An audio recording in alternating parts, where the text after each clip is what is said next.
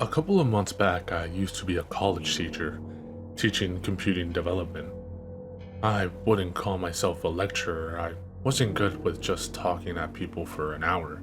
Plus, my lectures never took place in a hall.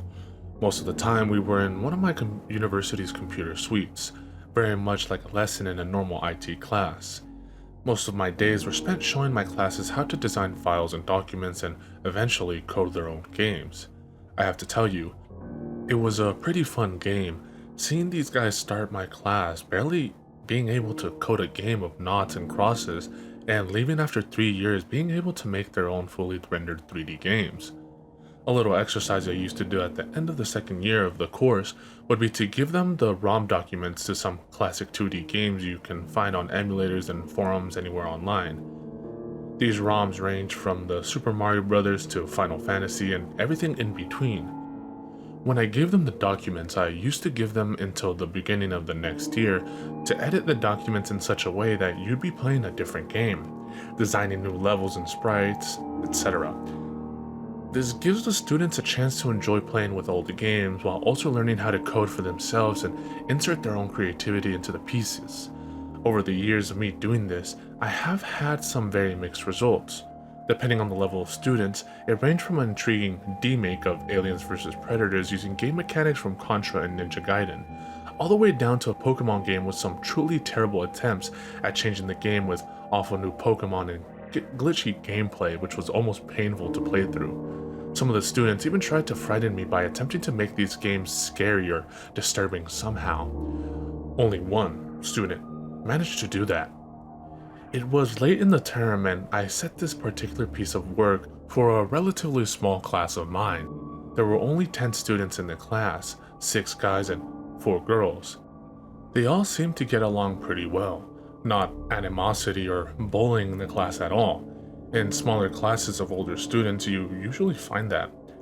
As I set this project for them over the summer, there was a mixture of excited and concerned faces. This was common among less confident students. One of the girls in the class, called Kim, asked what I would be looking for in the games, as in themes or gameplay elements from the existing game. I always tell them the same thing, that I would try and stray as far away as from the source material as they could, to allow more creativity in the game itself. I always give the analogy that I won't mark a piece of work highly if you just change the sprite of Sonic the Hedgehog into a gopher, or made Mario a German plumber. I also say that sometimes the best way to innovate something is to make something close to your heart, something which you truly enjoy. After I had explained all of this, the class seemed more sure of what they needed to do. I adjourned class but called back one of my students, let's call him Tom. He was a problem child in the class. He was extremely intelligent and very good at basic coding before he had even started the class. However, he was very socially inept, usually sitting to the side of his classmates and only really talking to others if they asked him for help or asked how he was. No one was mean to him, he just seemed to keep to himself. I asked him if everything was okay and if he understood the assignment, as the last few he had handed in hadn't been up to his high usual standard. He said everything was fine, even saying he had an idea for a completely original game to do for the project. That assured me he would provide something interesting for me to play, and the prospect of an original game was very welcome. Too many times had I been sent a game which was just a redesigned level from Super Mario Bros., claiming it's a new game, which wasn't nearly as impressive for a student at this stage of their teaching. Over the first month of the summer break, I always keep myself free so that my students can contact me via email if they have any problems with the assignments I set them. Usually I get a few questions on basic formatting from students who miss classes and then some more asking me to test their game to see if it works. I usually say no to the latter of these, as it means I am giving that student an advantage over the others. It was at this point that I got an email from Tom. This was the first time since his application that I had received an email from him. Like I said, he kept to himself, and he was always pretty good with understanding projects and assignments. He didn't need much prompting towards getting the work done. However, Tom's email wasn't asking for help. He wasn't emailing me to trial his game. This is the message he sent me. Dear Sir, I am writing you for 2 reasons. Firstly, I regret to say that I will not be rejoining your class when the new year starts. This is due to an important matter which I have to attend to. I wish I had enough time to complete your course, but my leaving is unavoidable. Secondly, I have completed the project you set the class before leaving. Although it will not count towards my final grade, I would like you to have a look at it. As I said in class, I think it is very original and based on something personal to me. However, could I ask you one favor when playing this game? Please don't show it to anyone else. You will know why when you play it. Thank you, Tom. Attached to the email was a file called Bead, Dice, Sky. This confused me greatly.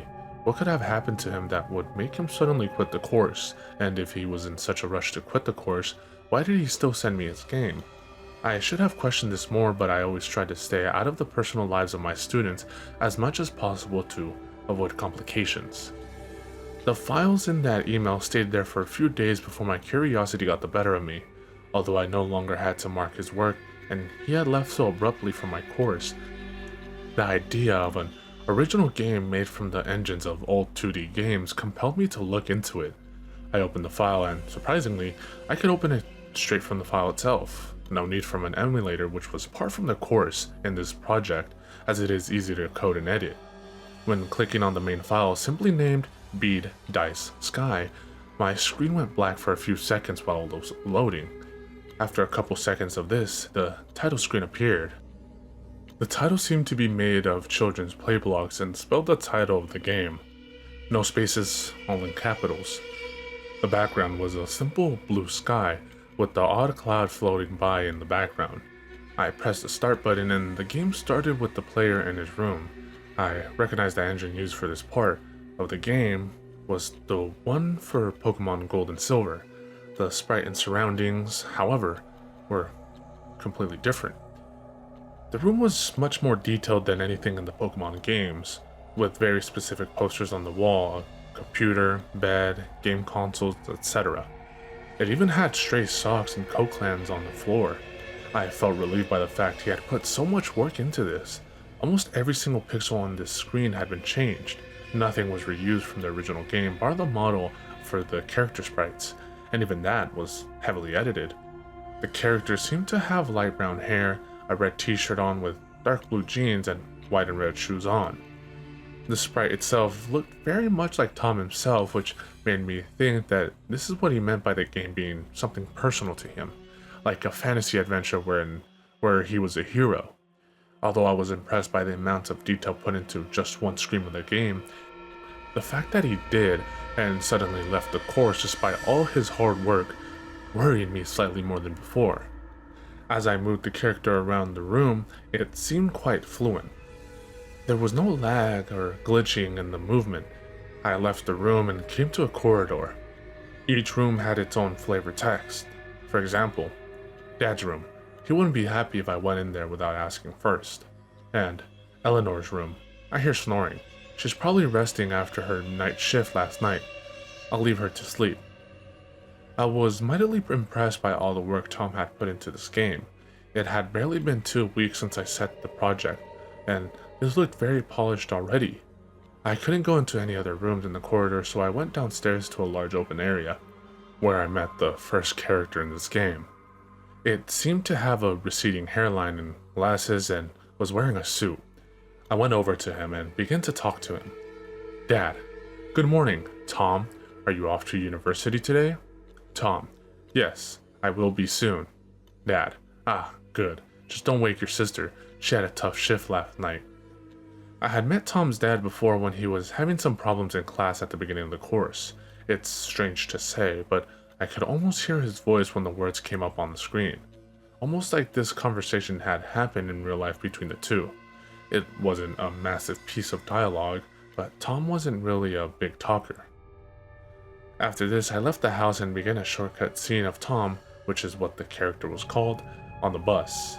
The music was innocent enough. It matched the ambience of the background, which was colorful and had lots of pastel colors on show. However, this changed for a split second. When I looked at Tom, the sprite seemed it had its eyes closed. Suddenly, for about half a second, the music changed to a static sound and The background flickered between the colorful normal backgrounds to a navy blue void with only Tom's sprite colored against the blue background. I assumed it was a glitch. No one gets his kind of ROM hack completely right the first time, especially one as ambitious as this one. After this short bus journey in game, Tom's sprite arrived at a large building with a billboard outside of it. This is where the game's accuracy became slightly concerning. Looking at the billboard, it turned out to be a map, an exact map of the university campus. I don't mean the rough outline of the pictures. This was an accurate down to the trees and benches in the center of the university. This level of accuracy surely wasn't healthy, especially in the short time since the piece was set. It was bordering on obsession. As I entered the front door and the word box popped up with the word objective in block capitals. When I continued, the next line said, "Find Becky." This is where my slight concern turned into panic. One of the girls in our small class was called Becky. She was a smart enough girl, but not amazing at the course, so asked Tom for a lot of help. As the teacher, I could see him staring at her a lot during classes and looking away nervously when she turned around. I thought this game would be some kind of sick wish fulfillment game where he gets the girl, which is fine as long as it stays within the game.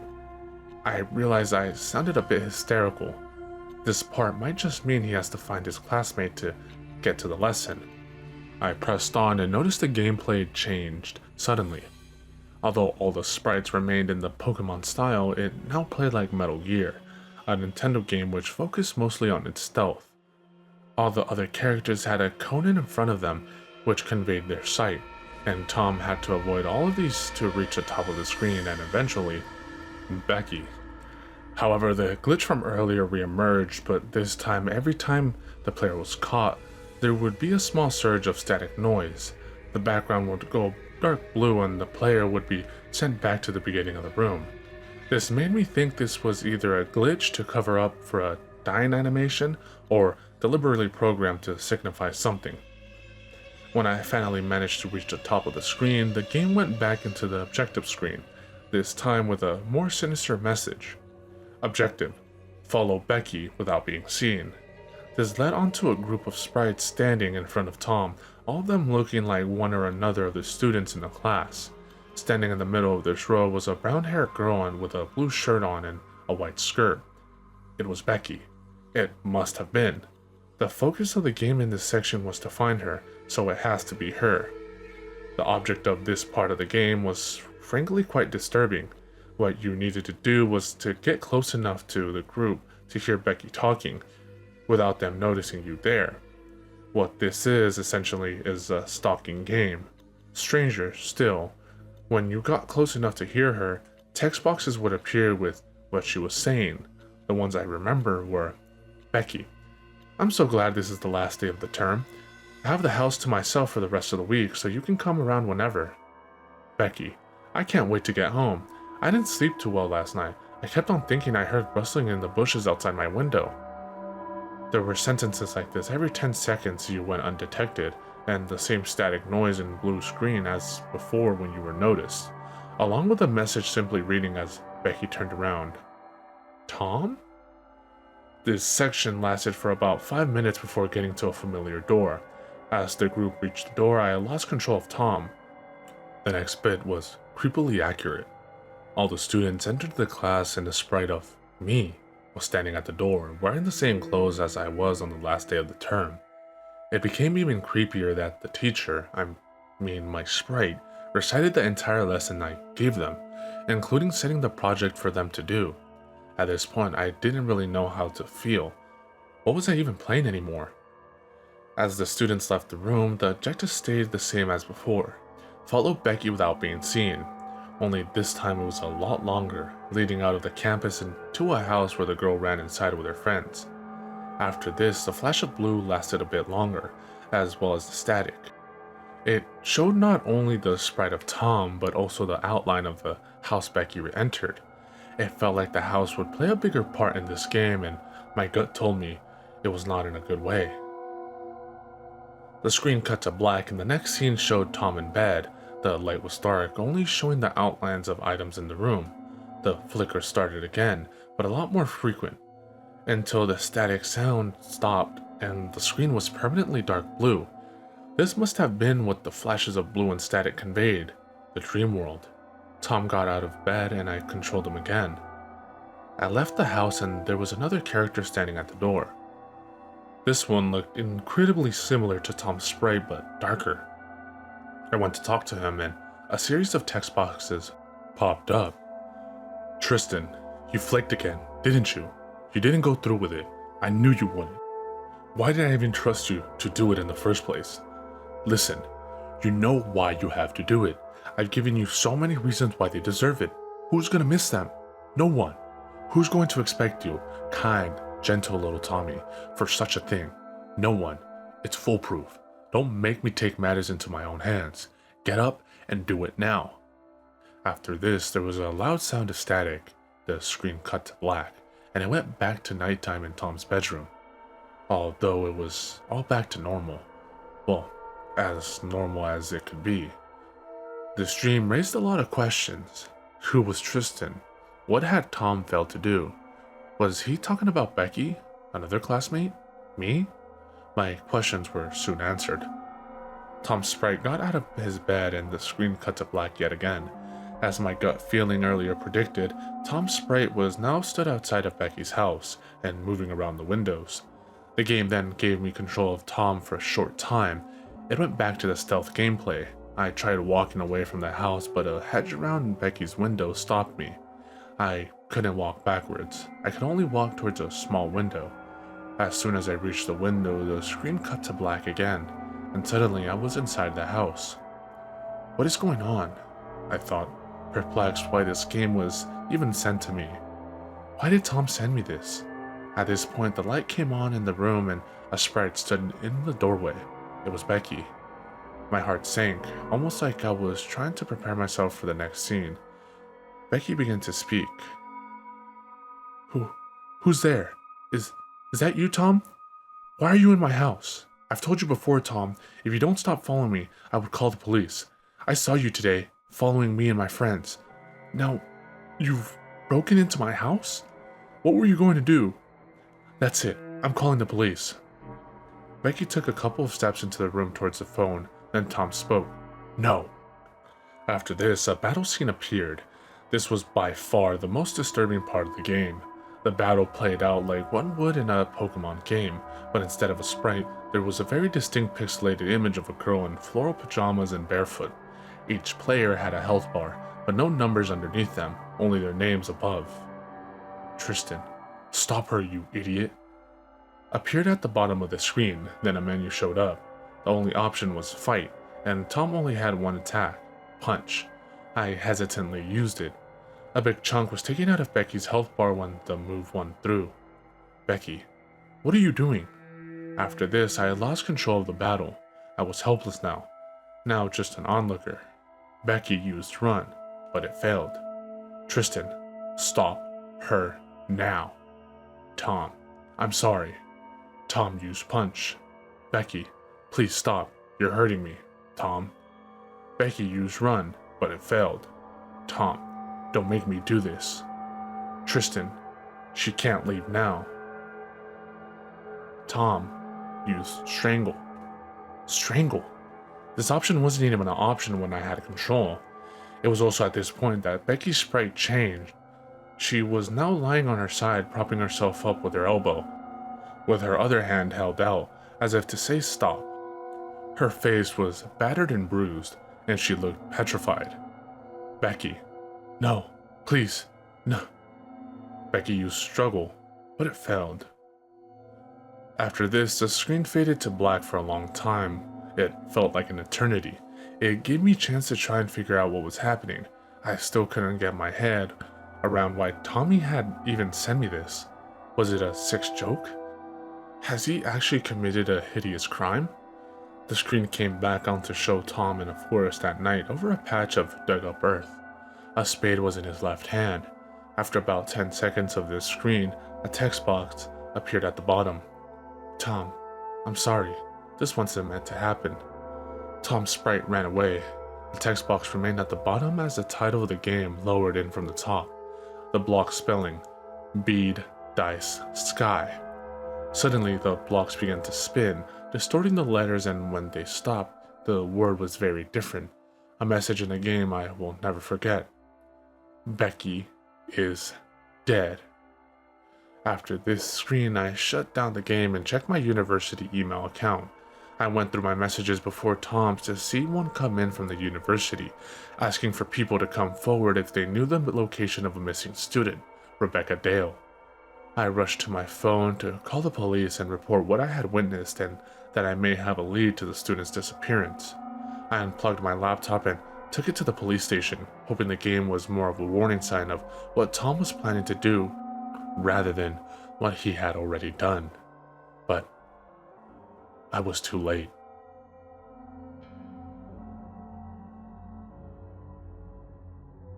I'm writing this several months after events for several reasons. Firstly, it's only really taken me until now to fully grasp what I was involved with. The news of Tom's trial had come much sooner than I was anticipating. They found him, apparently, north of where we were, hiding in a small abandoned house. I gave my evidence in court and then left proceedings in one day. I avoided eye contact with the young man, but I could feel his eyes burning into the side of my head. A few days after I appeared, the full story was reported on in the national papers.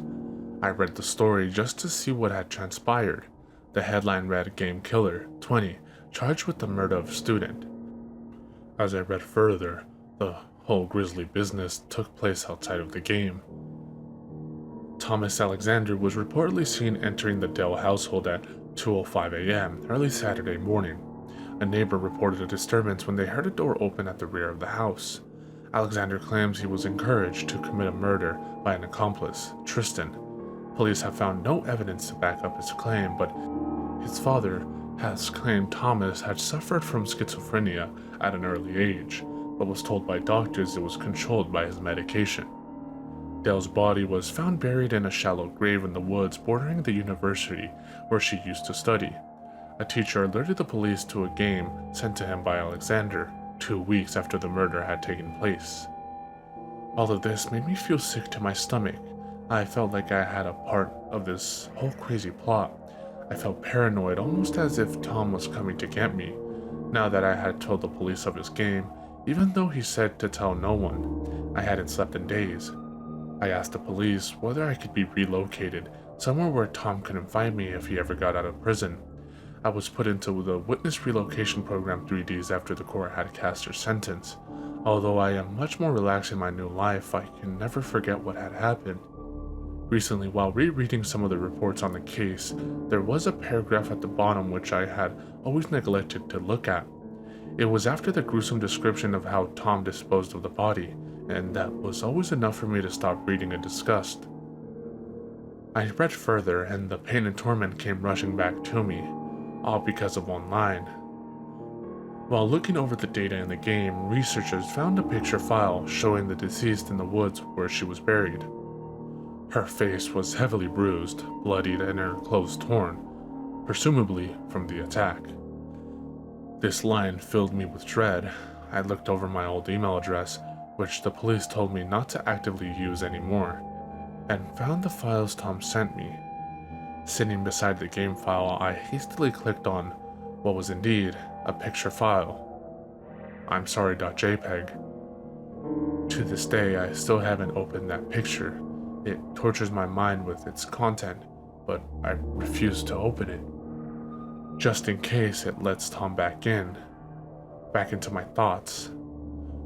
Through this, I can be rid of Tom forever.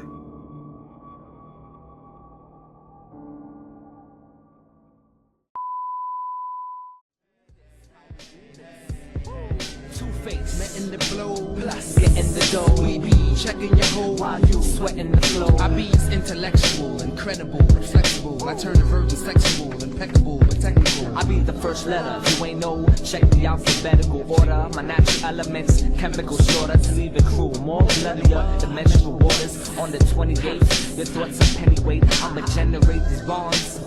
Watch as I detonate. At any rate, I separate like races, niggas segregate you featherweights.